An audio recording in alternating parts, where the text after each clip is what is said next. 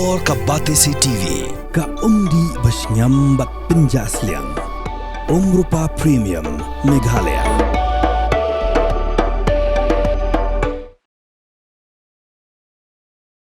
Ka nangyalam jong ka liang persya jong ka ying dorbar thau an ka parliament jong ka ri Venezuela ka Marina Machado kala Pynkyndit ya ka Pyrthei barok ka wei hadin bakala ong ba President Donald Trump udai hok man yo ya ka khusnam Nobel ngala ong yo President Trump pa arts na minshwa u General Lafayette ulayo Simon Bolivar ya ka medal ka badon ya ka dur jong George Washington but arts nam hadin ngi kinong song jong ka Venezuela ngin ai ka layo President Trump da ka Nobel medal.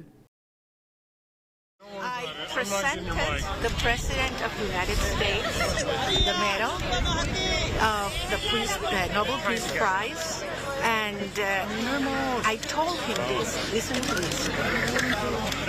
200 years ago, General Lafayette gave Simon Bolivar a medal with George Washington's face on it. Bolivar since then kept that medal for the rest of his life. Actually, when you see his portraits, you can see the medal there.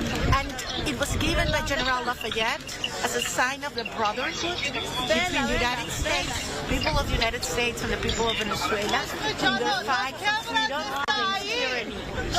And 200 years in history, the people of Bolivar are giving back to the heir of Washington a medal, in this case a medal of the Nobel Peace Prize, as a recognition for his unique commitment with our freedom.